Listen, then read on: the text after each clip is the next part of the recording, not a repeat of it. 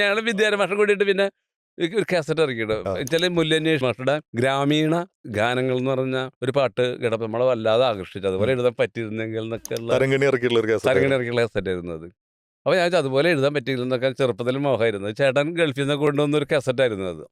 അപ്പോൾ അത് മാഷൊന്നും പരിചയമില്ലാത്തൊരു സമയമായിരുന്നു. പിന്നീട് അപ്പോൾ ഞങ്ങൾ സിനിമയിലൊക്കെ എഴുതി തുടങ്ങിയ ഒരു കാസറ്റ് ഇറക്കണമെന്ന് എൻ്റെ സുഹൃത്ത് പറഞ്ഞപ്പോൾ ഞാൻ ഗ്രാമീണ പ്രണയഗാനങ്ങൾ അതിന് ഓ, ചുവട് പിടിച്ചിട്ട് ചുവട് പിടിച്ച് അങ്ങനെ എഴുതിയിട്ടുണ്ടായിരുന്നു. അതിൽ കുറച്ച് പാട്ടുകളൊക്കെ ഉണ്ടായിരുന്നു. വിദ്യാരംഭ മാഷ് നന്നായിട്ട് മ്യൂസിക് ചെയ്തിട്ടുള്ള എള്ളോളം ഞാൻ അറിഞ്ഞില്ലല്ലോ എൻ്റെ പൊള്ളുന്ന സ്നേഹനിലാവിനെ എന്നൊക്കെ പറഞ്ഞ് ഓ. അതുപോലെ അതിൽ ഒരുപാട് പ്രശസ്തരായ ആൾക്കാരെ പാടിയിട്ടുണ്ട്. വൈക്കം വിജയലക്ഷ്മി പാടിയിട്ടുണ്ട്, സുദീപ് പാടിയിട്ടുണ്ട്. പലപ്പോഴും ഈ നമ്മളൊരു കവിയുമായിട്ട് അല്ലെങ്കിൽ ഒരു ഗാനരചയിതാവായിട്ട് അഭിമുഖങ്ങൾ നടത്തുമ്പോൾ ആ സംസാരത്തിനപ്പുറം പാടാൻ കഴിയുന്ന ഒരാള്, ചൊല്ലാൻ കഴിയുന്ന ഈണത്തിൽ ചൊല്ലാൻ കഴിയുന്ന ഒരാളുണ്ടെങ്കിൽ പ്രേക്ഷകർ തീർച്ചയായിട്ടും അദ്ദേഹത്തിന്റെ ആ ഒരു ഗാനം തീർച്ചയായിട്ടും കേൾക്കാൻ ആഗ്രഹിക്കും, അല്ലെങ്കിൽ വരികൾ ചൊല്ലുന്നത് കേൾക്കാൻ ആഗ്രഹിക്കും. നമുക്കപ്പോൾ ഒരു കവിതയിലേക്ക് നമുക്ക് പോകാമെന്ന് തോന്നുന്നു. വിത്ത് കണ്ണീരു നനഞ്ഞു കുതിർന്ന് പൊട്ടിമുളച്ചൊരു വിത്തുണ്ട്,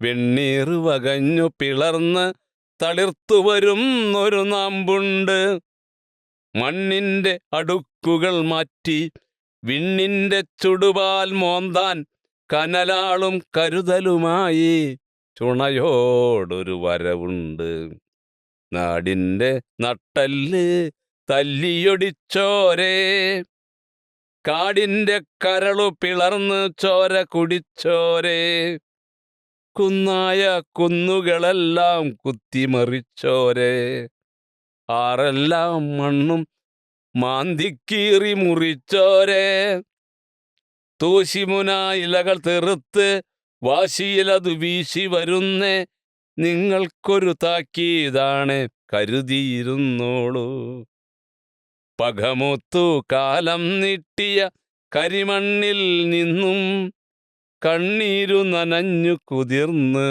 പൊട്ടിമുളച്ചൊരു വരവുണ്ട്, കണ്ണീരു നനഞ്ഞു കുതിർന്ന് പൊട്ടിമുളച്ചൊരു വരവുണ്ട്. വിത്ത് എന്ന് പറഞ്ഞ വിധ